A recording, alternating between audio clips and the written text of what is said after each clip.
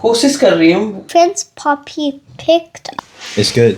एक आना तो ये आवाज़ करने लगेगा। देखिए जो मेरे पास में एक लाइसेंस है यहाँ पे। हेलो दोस्तों, welcome back to my YouTube channel life देश विदेश। कैसे हैं आप लोग? आज का ब्लॉग काफ़ी स्पेशल है मेरे लिए, क्योंकि आज के ब्लॉग में मैं आप लोगों को दिखाने जा रहा हूँ मेरे कॉइन्स का कलेक्शन। और दोस्तों आज हनुमान जयंती भी है, तो आप सभी को हनुमान जयंती की शुभकामनाएँ। और चलिए अब देखते हैं ममता क्या कर रही हैं किचन में। और इधर ममता की बन रही है आज बूंदी, मीठी बूंदी का प्रसाद बन रहा है। हेलो, कैसे हैं आप लोग? आप सभी को हनुमान जयंती की हार्दिक शुभकामनाएं। आज मैं कोशिश कर रही हूँ बूंदी बनाने की, जो खुली बूंदी होती है ना। देखती हूँ बनती है नहीं बनती है। बनेगी। और ये तो मुझे भी बहुत अच्छी लगती है। तो पुराने टाइम में कुछ जो पॉपुलर मिठाइयाँ होती थी उसमें से एक बूंदी भी रहती थी। मतलब बूंदी हर जगह आपको मिल जाया करती थी, मीठी बूंदी। और इसका प्रसाद भी चढ़ाया जाता है, भोग भी लगाया जाता है हनुमान जी को। तो ममता आज बना रही है। तुमने पहले भी तो बनाई है? नहीं बनाई? फर्स्ट टाइम बना रही। तभी वो ना पता नहीं कुछ हो गया है शायद, कुछ या तो ज़्यादा पतला हो गया है, तो इस तरीके से खुली नहीं आ रही है ना। नीचे तो आई पहले स्टार्टिंग में।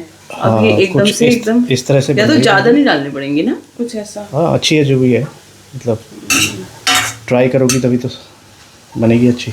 तुम चाशनी बना दो, क्योंकि तुम्हारा उसमें मेजरमेंट ज़्यादा सही है। चलिए दोस्तों मैं बनाता हूँ चाशनी, फिर मिलते हैं आगे। चलिए अब देखते हैं फाल्गुनी क्या कर रही है। The frog and dropped him in the darkest. Falguni हाँ पढ़ाई कर रही है? हाँ। क्या पढ़ रही है? पहले हेलो बोल दे चल सबको। Hello, how are you? आप लोग कैसे हो? कौन सी स्टोरी है ये? The Frog Prince. Frog Prince. So Prince Poppy picked. इधर त्रियांश देख रहा है न्यूज़। वॉर का विश्लेषण चल रहा है, वॉर एनालिसिस। जो इधर जो मिडिल ईस्ट में चल रहा है, अमेरिका, मिडिल ईस्ट और ये सब का बड़ा बुरा हाल है। त्रियांश कुछ कहेगा वॉर के बारे में? You want to say something? No. क्या थॉट्स है कुछ तो? It's good. है It's good. War is good. Mm-hmm. जैसे क्यों? Because it's natural, part of human nature. त्रियांश कह रहा है कि वॉर जो है पार्ट ऑफ ह्यूमन नेचर है। कह रहा है वो तो होती रहेगी, कह रहा है कभी ना कभी। इसका कहना है कि वॉर्स तो चलती रहेंगी। आप लोग बताइए कमेंट्स में आप लोगों को क्या लगता है। चलिए ये वॉर तो चलती रहेगी, मैं आप लोगों को दिखाता हूँ अपने कॉइन्स का कलेक्शन। तो दोस्तों जब मैं इंडिया से आया था तो अपने साथ में कुछ छोटी छोटी चीज़ें लेके आया था। तो उनमें से जो ये कॉइन्स हैं, जो सिक्के हैं जो इंडिया से मैं लेके आया था, ये मेरे लिए बहुत ख़ास हैं। तो ये बचपन से मैंने इकट्ठा करके रखे हुए हैं अपने साथ। चलिए मैं दिखाता हूँ आप लोगों को। तो ये सारे कॉइन्स हैं दोस्तों मेरे, मेरा जो कॉइन्स का कलेक्शन है अपना। ऊपर की जो रो है, पहली वाली जो लाइन है, ये सारे इंडियन कॉइन्स हैं। ये इनको कहेंगे देसी कॉइन्स हैं ये सारे। दोस्तों ये 1 पैसे का कॉइन है, 1 रुपया भी नहीं, 1 पैसा। मैंने तो कभी इसको इस्तेमाल नहीं किया खैर, लेकिन मेरे कलेक्शन में है ये। और ये है 3 पैसा ना, और ये है 3 पैसा। ये भी मेरे बचपन से मेरे साथ में है। मतलब ये भी, इसका भी 3 पैसे का भी इस्तेमाल वैसे किया है हमने, जोड़ के। हाँ मतलब मिला के किया है, लेकिन अलग से ऐसा मुझे नहीं लगता कि मैंने कोई चीज़ इस 3 पैसे से ख़रीदी होगी।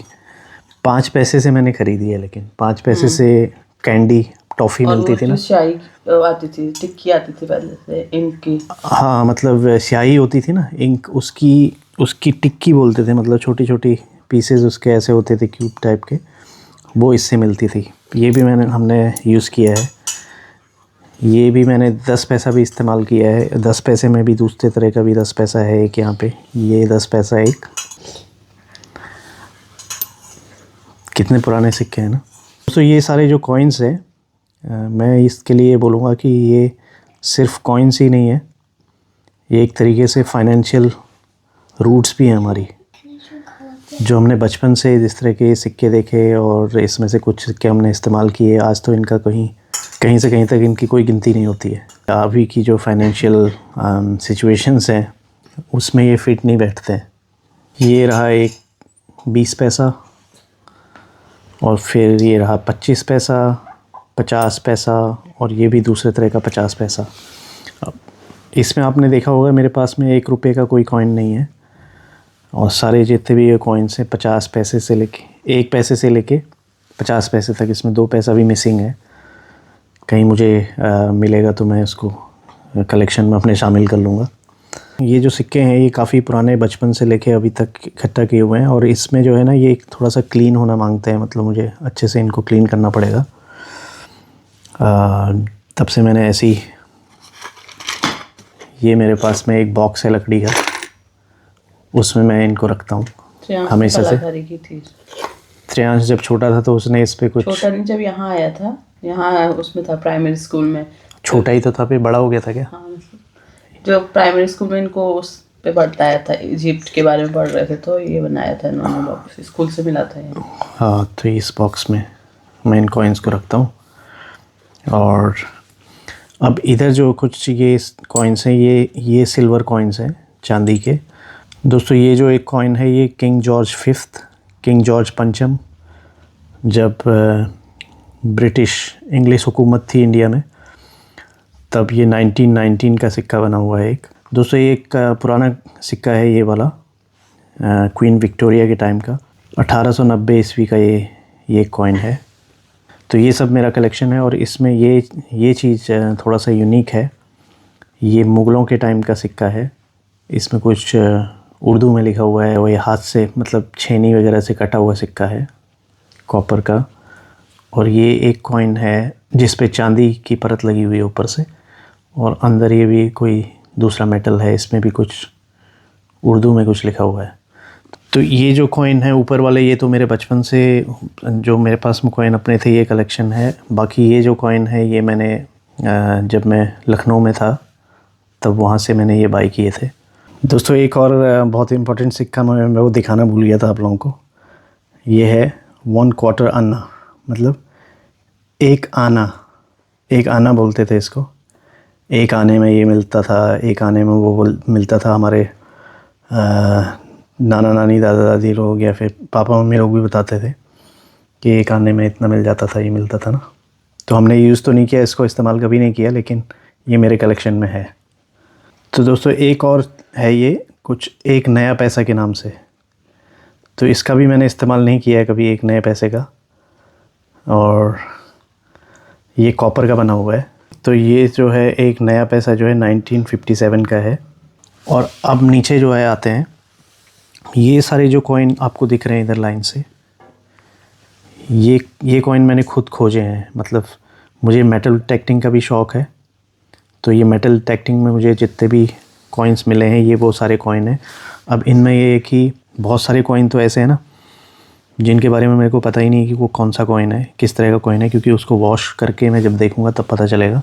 जैसे दोस्तों ये एक कॉइन है, इसमें कोई लेडी बनी हुई है, 1904 ईस्वी का है ये।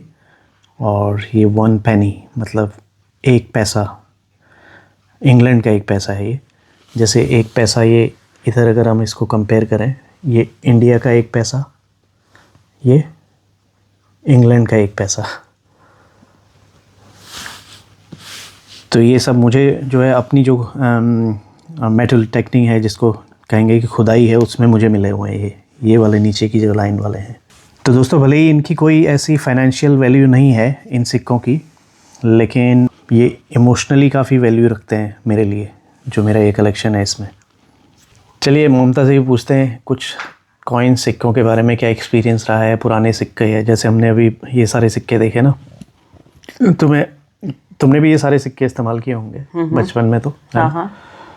2 पैसे का 1 पैसे का सिक्का यूज़ किया तुमने कभी? 1 पैसा ऐसे जोड़ के बनाया ना, जैसे 5 पैसे का हमको कुछ लेना है, अच्छा, उसमें 1 और 2 भी मिला दिया इस तरह से। ओके, लिया है हमने।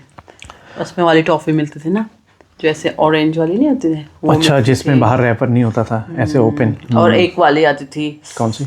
वाइट होती थी, उसमें ऐसे लाइन होती थी। जेब्रा, हम उसको जेब्रा वाली टॉफी बोलते थे। उसको खाओ तो दांत से तोड़ो तो एकदम ऐसे जो होता था, वैसे टेस्टी होती थी, बहुत मीठी सी। तो दोस्तों आप लोग भी बताइए कि आप लोगों ने कौन कौन से कॉइन इस्तेमाल किए हैं अपने टाइम में जब आप छोटे थे, है ना। और आप लोगों की भी कोई कलेक्शन है क्या कॉइन्स का इस तरह का, बताइएगा मुझे कमेंट्स में ज़रूर। तो दोस्तों मैं आप लोगों को बता रहा था कि मुझे मेटल डिटेक्टिंग का भी शौक़ है, और कुछ सिक्के मुझे मेटल डिटेक्टिंग में मिले। यहाँ पे यूके में। तो अभी एक मेटल डिटेक्टर मैंने अभी 3.5 साल हो गए लगभग तब मैंने ख़रीदा था और इसका काफ़ी इस्तेमाल भी किया। तो चलिए मैं आपको दिखाता हूँ ये किस तरह से है। तो ये रहा मेरा मेटल डिटेक्टर दोस्तों, गैरेट कंपनी का है, AT Pro इंटरनेशनल, और ये इस तरह से होता है। इसकी लेंथ है लगभग 1.5 मीटर के आसपास। तो इस तरह से इसको बाजू में फिट कर लेते हैं और फिर उसके बाद मेटल डिटेक्टिंग इससे करने में निकलता हूँ। तो जब कभी मेटल डिटेक्टिंग के लिए जाऊँगा उसके लिए एक अलग से व्लॉग बनाऊँगा, तो आप लोग देखेंगे। अभी मैं थोड़ा सा आपको बता देता हूँ कि किस तरह से काम करता है। तो अभी जैसे मैंने इसको ऑन कर दिया है, अब मैं इसको इधर मेटल सिक्कों की तरफ लेके जाऊँगा तो ये आवाज़ करने लगेगा। देखिए, तो बहुत सारे सिक्के हैं तो बहुत सारी आवाज़ें आ रही है डिफरेंट।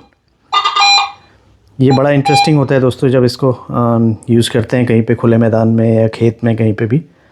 Very interesting. यहाँ पे कोई मेटल नहीं है तो आवाज़ भी नहीं कर रहा है अभी। देखिए, अब जैसे ही फिर पास लेके जाएंगे मेटल के, फिर आवाज़ करने लगेगा। इसकी अच्छी बात ये होती है कि एक डेप्थ भी बताता है आपको कि कितनी गहराई में कोई चीज़, कोई मेटल है ज़मीन में, तो उसके अकॉर्डिंग आप प्रिसाइजली इसको खोद सकते हैं। है ना इंटरेस्टिंग। तो दोस्तों जब आप लोगों को यहाँ पे मेटल डिटेक्टिंग करनी होती है तो उसके लिए परमिशन भी लेनी पड़ती है।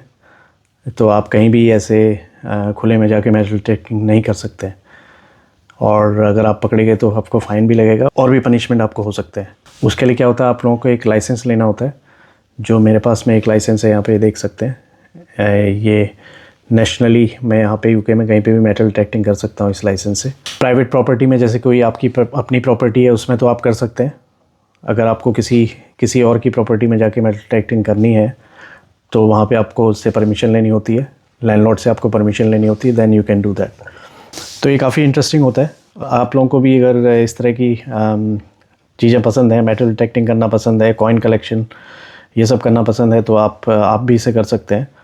और आप लोगों को अगर इससे रिलेटेड कोई जानकारी चाहिए तो मुझे बताइएगा, मुझे आप कमेंट कर सकते हैं या ईमेल लिख सकते हैं। तो दोस्तों आई होप आप लोगों को आज का व्लॉग अच्छा लगा होगा। अगर अच्छा लगा तो प्लीज़ लाइक करिए, कमेंट्स करिए, और अगर आप लोगों ने सब्सक्राइब नहीं किया हुआ चैनल को तो प्लीज़ सब्सक्राइब भी कर लीजिए।